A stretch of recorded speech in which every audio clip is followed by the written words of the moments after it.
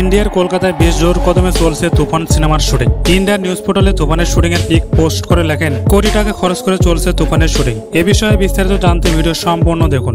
ইতিমধ্যে তুফান সিনেমায় যুক্ত হয়েছেন মিমি চক্রবর্তী। তবে এই সিনেমার ভিলেন নিয়ে চলছে গুঞ্জন। এর আগে আফরান নিশো, যিশু সেনগুপ্তের নাম শোনা গেলেও এবার শোনা যাচ্ছে চঞ্চল চৌধুরীর নাম। কিন্তু বরাবরের মতো এবারও চুপ রায়ান রাফি। তবে এবার চঞ্চল চৌধুরীর গুঞ্জনই সত্য হতে যাচ্ছে। তুফান সিনেমায় খলনায়ক হিসেবে অভিনয় করবেন চঞ্চল চৌধুরী, কিন্তু মেন ভিলেন চরিত্র হিসেবে থাকছেন যিশু সেনগুপ্ত। এটা সিনেমা প্রেমীদের জন্য বড় একটা ধামাকা হতে যাচ্ছে। 100 কোটি টাকা ব্যয়ে সিনেমা নির্মাণ হচ্ছে তুফান। এর মধ্যে শাকিব খান 12 ঘন্টা শুটিং করেছেন বলে জানা যায়। প্রথমবার অ্যাকশন মার্কার দৃশ্যে শাকিব খানকে দেখতে পাবে শাকিব ভক্তরা। এই হাই ভোল্টেজ সিনেমার জন্য অধীর আগ্রহে বসে আছে শাকিব ভক্তরা। শাকিব খানকে নিয়ে এমন একটি সিনেমা নির্মাণের জন্য রায়ান রাফিকে ধন্যবাদ দিচ্ছে সুশীলরা। শাকিব খান একজন পাকা অভিনেতা আর রায়ান রাফি প্রফেশনাল ডিরেক্টর। বোঝা যাচ্ছে সিনেমা জোশ হবে। তাহলে প্রিয় দর্শক, তুফানের সকল আপডেট পেতে আমাদের চ্যানেল সাবস্ক্রাইব করে পাশেই থাকুন।